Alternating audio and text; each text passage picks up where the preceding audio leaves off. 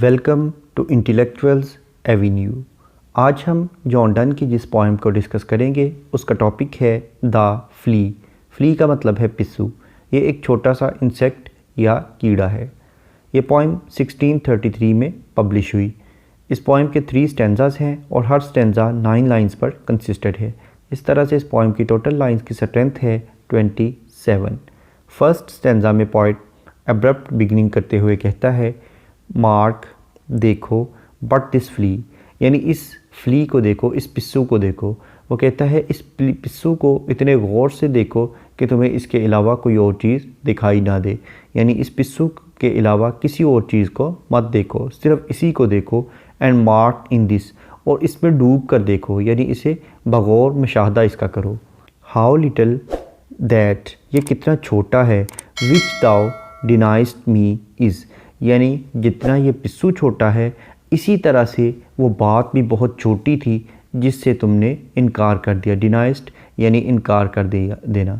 तो पोइट अपनी बिलवड को मुखातब करते हुए कहता है कि जब मैंने तुम्हें इंटरकोर्स करने के लिए, लव मेकिंग करने के लिए इंस्टिगेट किया, अर्ज किया, तो तुमने इनकार कर दिया, यानी तुमने मेरे साथ लव मेकिंग करने से इनकार कर दिया।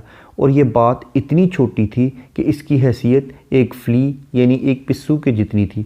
लेकिन इस पिस्सू को देखो, जितना ये छोटा है इतनी ही वो मेरी डिमांड छोटी थी लव मेकिंग करने की, लेकिन तुमने उससे इनकार कर दिया। इट सक्ड मी फर्स्ट, इस पिस्सू ने पहले मेरा खून चूसा, एंड नाउ सक्स दी, और उसके बाद अब उसने तुम्हारा खून चूस लिया है। एंड इन दिस फ्ली, और इस पिस्सू के अंदर आवर 2 ब्लड्स मिंगल्ड बी, अब इस पिस्सू के अंदर हमारे दोनों के खून मिक्स हो गए हैं। मिंगल का मतलब है मिक्स हो जाना, यकजान हो जाना। तो उसने कहा है कि इस पिस्सू के अंदर अब हमारे दोनों का खून जमा हो गया है। दाउ नोस्ट, तुम जानती हो, दैट के this can not be said, ये नहीं कहा जा सकता। तुम ये जानती हो कि ये बात नहीं की जा सकती। अ सिन, एक गुनाह, नॉर शेम, और ना ही कोई शर्म वाली बात, nor loss of maiden head. Maidenhead का मतलब है पर्दाए बकारत, यानी पॉइंट ये कहता है कि जिस तरह से पिस्सू ने पहले तुम्हारा खून चूसा और उसके बाद मेरा खून चूस लिया और हमारा दोनों का खून इसके अंदर जमा हो गया, ये वाक़या इतना छोटा है कि इसे तुम जानती हो कि ना तो इस वाक़या को हम गुनाह का वाक़या कह सकते हैं, ना ही कोई शर्म वाली बात कह सकते हैं, और ना ही इससे तुम्हारी वर्जिनिटी या तुम्हारी चेस्टिटी लूज़ हुई है। तुम्हारी चेस्टिटी और तुम्हारी वर्जिनिटी अपनी जगह एज़ इट कायम है। उस फ्ली के डसने से पहले भी और उसके डसने के बाद भी तुम्हारी वर्जिनिटी और तुम्हारी चेस्टिटी में कोई फ़र्क नहीं आया। येट दिस एन्जॉयज़ बिफोर इट वो, इस पिस्सू ने तुम्हारी इजाज़त लेने से पहले ही तुम्हारे साथ बहुत ज़्यादा एंजॉय कर लिया, यानी तुम्हारे जिस्म को इसने एंजॉय करने से पहले कोई परमिशन नहीं ली, कोई तुमसे बाकायदा इजाज़त नहीं ली, कोई तुम्हें पैगाम नहीं भेजा। एंड और pampered swells with 1 blood made of 2, और हम दोनों का जो खून था वो इसके अंदर जब चला गया तो वो खून एक हो गया, और हमारा दोनों का खून इसके अंदर जमा होने से ये कीड़ा फूल गया, यानी स्वेल का मतलब है फूल जाना। तो ये फूल गया है क्योंकि इसके अंदर हम दोनों का खून जमा हो गया है। एंड दिस अलास, और अफसोस इसने, is more than we would do, इसने वो कुछ कर लिया है कि अगर हम दोनों आपस में मिल जाते तो शायद हम दोनों ये काम ना कर सकते जो कि इसने कर लिया है। यानी पिस्सू हमसे बेहतर है, इसने हमसे ज़्यादा काम कर लिया है। क्यों? क्योंकि हम तो आपस में नहीं मिल सके, हमने तो कोई लव मेकिंग या इंटरकोर्स नहीं किया, लेकिन इसने हम दोनों के खून को आपस में मिला दिया है। उसने मेरे जिस्म को भी इंजॉय किया और तुम्हारे जिस्म को भी किया, और हम दोनों का खून अपने अंदर जमा कर लिया। तो इसका मतलब है कि इसने हमसे ज़्यादा काम कर लिया है, और इसी बात का अफसोस है कि काश हम भी ऐसा कर सकते, लेकिन हम ऐसा नहीं कर सके। उसके बाद सेकंड स्टैंजा में वो कहता है oh stay 3 lives in 1 flea spare, इस एक पिस्सू के अंदर अब 3 तरह की ज़िंदगियां बसती हैं। Where we almost may more than married are, अगर हमारी शादी हो जाती, हम शादीशुदा हो जाते, तो शायद हमारा खून आपस में इस हद तक ना मिलता जितना कि इस पिस्सू के अंदर मिल गया है। यानी शादी के बाद शायद हमारा मिलाप इतना ज़्यादा ना होता जितना कि इस पिस्सू की वजह से हो गया है, क्योंकि इसने हमारे दोनों के खून को मिला दिया है। This flea is you and I, इस पिस्सू के अंदर तुम भी हो और मैं भी हूँ। And this our marriage bed, और ये पिस्सू ही अब हमारा शादी का बिस्तर है, यानी हमारा बिस्तर उरूसी है। एंड मैरिज टेम्पल इज़, और वो मंदिर है जिसमें हमारी शादी की तकरीब रूनमा होगी। दो अगरचे पेरेंट्स ग्रज एंड यू, तुम्हारे जो वालदैन हैं और तुम भी इस बात से हसद करती हो, वी आर मेट, जब हम मिलते हैं, यानी हमारे मिलने से तुम्हारे वालदैन और तुम खुद खाइफ भी हो और हसद भी करती हो। यानी यहाँ पर पोइट सोशल बैरियर्स की बात करता है कि मोहब्बत करने वालों के रास्ते में जो रुकावटें हाइल होती हैं, पेरेंट्स से मुराद पूरी की पूरी सोसाइटी है। वो कहता है कि जब हम मिलते हैं तो इस बात से लोग जेलसी महसूस करते हैं, हसद महसूस करते हैं। And cloistered in these living walls of jet, और अब हम इस यानी पिस्सू के अंदर मुक़य्यद हो गए हैं। क्लॉइस्टर्ड का मतलब है मुक़य्यद हो जाना, तन्हा हो जाना। इन दीज लिविंग वॉल्स, इन जिंदा दीवारों की, ऑफ जेट, जेट का मतलब है नल, कोई नल या फवारा वगैरह। तो वो कहता है कि इस नल की ज़िंदा दीवारों में हम दोनों मुक़य्यद हो गए हैं। Though use make you apt to kill me, इसलिए तुमने मुनासिब समझा कि तुम मुझे मार दो। Let not to that self murder added be, poet ने अपनी बिलवड को ये सारी बात कही तो इस बात से वो बिलवड गुस्से में आ गई और उसने इस पिस्सू को मारने की कोशिश की। तो इसलिए उसने कहा है कि though use make you apt to kill me, let not to that self murder added be, यानी जब तुम इस पिस्सू को मारोगी तो तुम्हें ये मुनासिब लगता है कि तुम शायद मुझे मार दोगी, लेकिन ये बात गलत है, ऐसा मत होने देना, क्योंकि इससे तुम अपने आप को भी मार दोगी, तुम्हारा अपना कत्ल भी इसमें शामिल हो जाएगा। क्यों? क्योंकि वो कहता है एंड सेक्रिलेज, सेक्रिलेज का मतलब है तज़लील करना।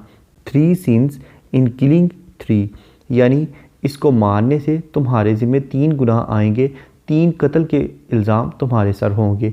एक तो तुमने मुझे मारा, एक अपने आप को मारा और एक पिस्सू को मारा।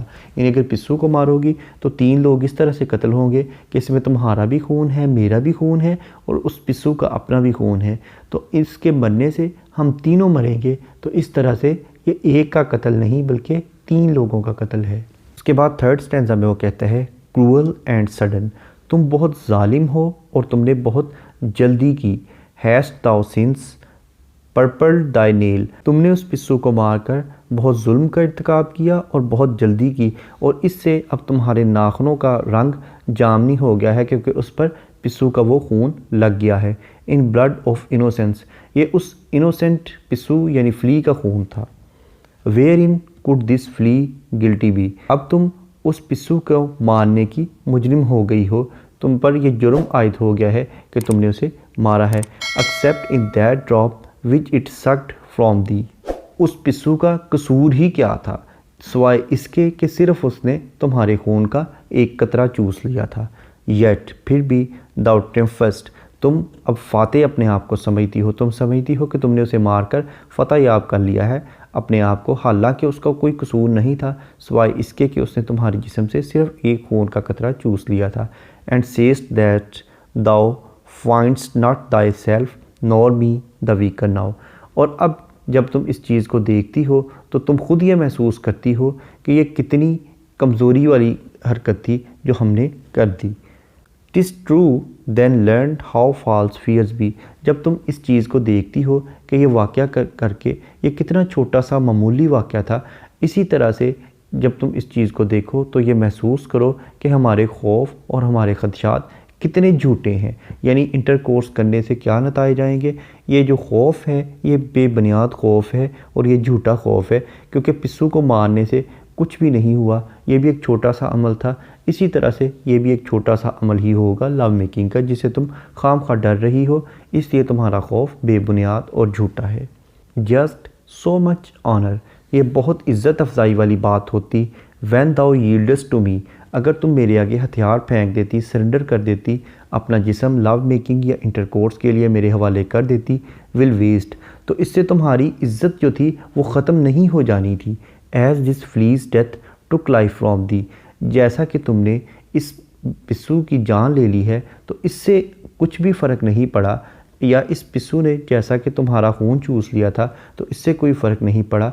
इसी तरह से अगर तुम अपने जिस्म को मेरे लिए पेश कर देती तो इससे तुम्हारी इज़्ज़त में कोई कमी नहीं आ रही थी। सिर्फ ये वाक़या इतना मामूली होना था जितना कि एक फ्ली का तुम्हारे खून का एक कतरा चूसने का वाक़या था, इससे ज़्यादा कुछ भी नहीं होना था। लेकिन तुमने ये गलती की है, तुम्हें ऐसा नहीं करना चाहिए था। पोएम का इंट्रोडक्शन, ग्लॉसरी, ट्रांसलेशन और एक्सप्लेनेशन को देखने के बाद अब हम आते हैं इस पोएम में यूज़ होने वाली फिगर्स ऑफ स्पीच या लिटरेरी डिवाइसेस की जानिब।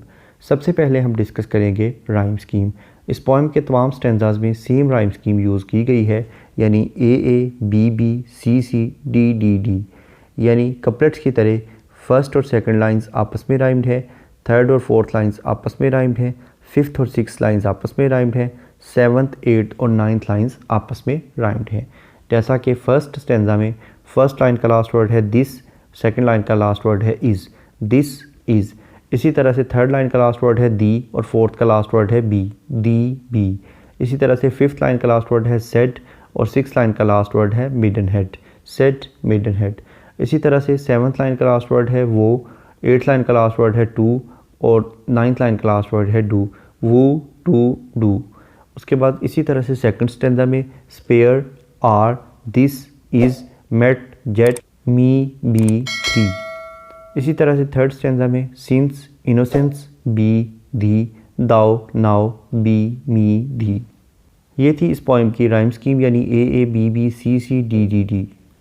नेक्स्ट है एलिट्रेशन। एलिट्रेशन का मतलब है बिगिनिंग ऑफ टू और more than two words in the same line with the same letter और साउंड, यानी एक ही लाइन में दो या दो से ज़्यादा अल्फाज का एक ही हरफ या एक ही आवाज़ से शुरू होना। जैसा कि लाइन नंबर 2 में दैट और दाओ, ये दोनों वर्ड्स TH लेटर से स्टार्ट हो रहे हैं। उसके बाद लाइन नंबर 3 में सक्ड, सक्स। लाइन नंबर 4 में ब्लड्स, बी। लाइन नंबर 5 में दाओ, दैट, दिस। लाइन नंबर 10 में स्टे, स्पेयर।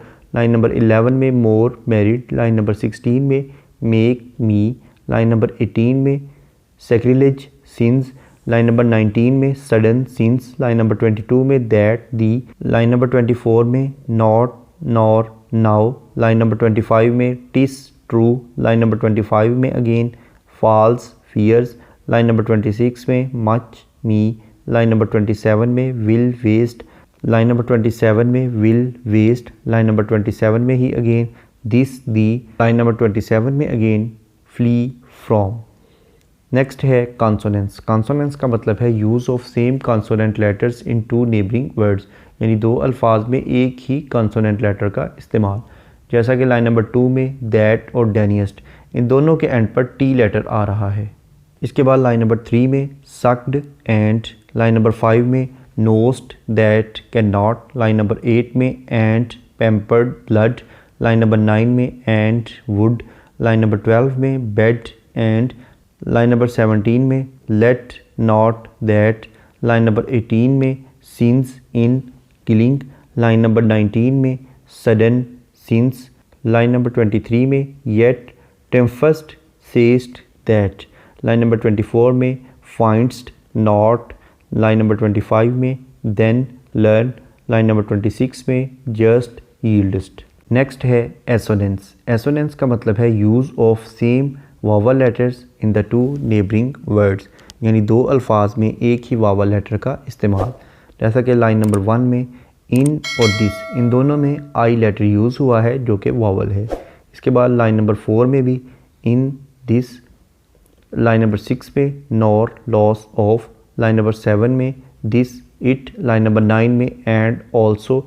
लाइन नंबर 20 में इन, इनोसेंस। लाइन नंबर 22 में इन विच, इट। लाइन नंबर 23 में एंड, दैट। लाइन नंबर 24 में नॉट, नॉर, नाउ। और लाइन नंबर 27 में फ्ली, दी। नेक्स्ट है एंजम्मेंट। एंजम्मेंट का मतलब है अगर एक लाइन को पढ़ने के बाद उसकी प्रॉपर अंडरस्टैंडिंग डेवलप ना हो बल्कि उसके लिए नेक्स्ट लाइन को पढ़ने की ज़रूरत हो तो ऐसी लाइन को रन ऑन लाइन कहते हैं और इस टेक्निक को एंजम्मेंट कहते हैं। इसके बरक्स अगर एक लाइन को पढ़ने के बाद उसकी प्रॉपर अंडरस्टैंडिंग डेवलप हो जाए तो ऐसी लाइन को एंड स्टॉप लाइन कहते हैं। अब हम आते हैं वापस एंजम्मेंट की जानब। इस पोएम की लाइन नंबर 5 एक रन ऑन लाइन है जिसमें वो कहता है thou knowest that this can not be said. तुम जानती हो कि ये नहीं कहा जा सकता। क्या नहीं कहा जा सकता? वो लाइन नंबर 6 में कहता है असीन, इसे एक गुनाह नहीं कहा जा सकता, नॉर शेम, और ना ही शर्म वाली बात कही जा सकती, nor loss of maiden head, और ना ही इसे वर्जिनिटी का लूज होना कहा जा सकता है। इसके बाद लाइन नंबर 12 में वो कहता है this flea is you and I and this, इस पिस्सू में तुम और मैं हैं। कैसे? वो नेक्स्ट लाइन 13 में कहता है आवर मैरिज बेड, यही हमारा बिस्तर उरूसी है, एंड मैरिज टेम्पल इज़, और यही हमारी शादी की तकरीब का मंदिर है। उसके बाद लाइन नंबर 23 भी एक रन ऑन लाइन है जिसमें वो कहता है येट दाउ ट्रिम्फस्ट, और तुम अपने आप को फाते महसूस करती हो, एंड सेस्ट दैट दाउ, और तुम कहती हो कि क्या कहती हो, finds not thyself nor me the weaker now. Next है अपोस्ट्रोफी। अपोस्ट्रोफी का मतलब है कि अगर पोइट किसी को डायरेक्ट एड्रेस करे तो उसे अपोस्ट्रोफी कहते हैं। इस पोइम में थारोली पोइट ने अपनी बिलव्ड को मुखातब करते हुए ये पूरी पोइम लिखी है। जैसा कि लाइन नंबर 1 ही में वो कह देता है mark but this flea and mark in this, वो अपनी बिलव्ड को मुखातब करते हुए कहता है कि तुम इस फ्ली को गौर से देखो। नेक्स्ट है हाइपरबोल। हाइपरबोल का मतलब है किसी चीज़ का अप्रिशिएट करने के लिए बहुत ज़्यादा एग्जैजरेट करना। तो इस पोइम में भी पोइट ने बहुत ज़्यादा एग्जैजरेशन या बहुत ज़्यादा मुबालगा आराई से काम लिया है। नेक्स्ट है कंसीट। कंसीट का मतलब है फार फेचिंग मेटाफर या एक्सटेंडेड मेटाफर। इस पोइम में पोइट ने थारोली फ्ली की एक कंसीट यूज़ की है।